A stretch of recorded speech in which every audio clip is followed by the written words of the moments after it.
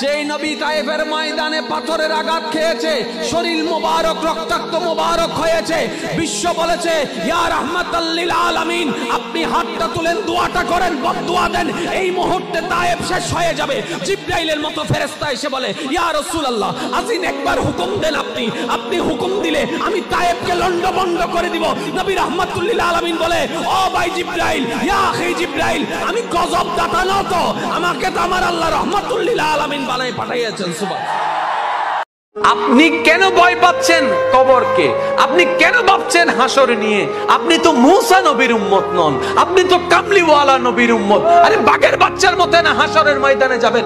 যদ্দূর পারেন সৎ থাকার চেষ্টা করেন, যদ্দূর পারেন আমল করার চেষ্টা করেন, পারলে পারলাম, না পারলে নাই, অন্তত আল্লাহকে হাসরের ময়দানে গিয়ে বলতে পারবো মওলা তোমাকে খুশি করার মতো কোনো যোগ্যতা আমার কাছে নাই, তোমাকে রাজি করার মতো কোনো ইবাদত আমার কাছে নাই, কিন্তু আমি বান্দা হিসেবে চেষ্টা করে গিয়েছিলাম।